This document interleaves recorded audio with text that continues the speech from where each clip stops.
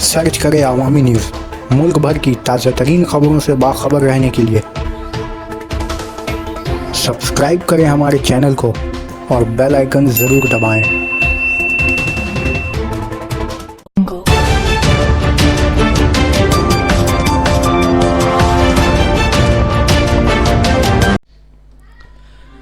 दिल्ली में mob lynching का एक नया मामला सामने आया है।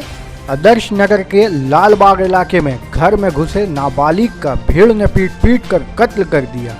वाक़या जुम्मा की सुबह का है। पुलिस ने गैर इरादतन कत्ल के दफ़ा में मुकदमा दर्ज कर 6 मुलजिमीन को गिरफ्तार कर लिया है।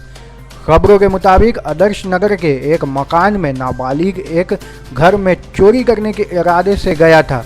तभी घर के मालिक ने उसे पकड़ लिया और चोर चोर की आवाज़ लगाने लगा। चोर की भनक लगते ही भीड़ इकट्ठा हो गई और नाबालिग की ज़बरदस्त पिटाई शुरू कर दी। खबर मिलते ही पुलिस मौके पर पहुंची और उस वक्त तक लड़का पिटाई के सबब बेहोश हो चुका था। पुलिस ने उसे फ़ौरन अस्पताल पहुंचाया, जहां इलाज के दौरान उसकी मौत हो गई। कुछ मीडिया ज़राए का कहना है कि आदर्श नगर के लाल बाग क्लस्टर में जुम्मा की सुबह तकरीबन 4 बजे एक घर में पड़ोस में रहने वाला नाबालिग साहिल घर में घुस गया। इसी दौरान मकान मालिक मुकेश की नींद खुल गई और उसने मुबैना तौर पर चोरी करने की नीयत से घुसे साहिल को देख लिया, जिसे ही उसने चोर चोर की आवाज़ लगाने लगे। सभी लोग जाग गए और जमा भीड़ ने साहिल की पिटाई कर दी। पर खबर मिलने पर वहां पुलिस पहुंची। उसने साहिल को बाबू जगजीवन राम अस्पताल में दाखिल करवाया, जहां वो जख्मों की ताब न लेकर चल बसा।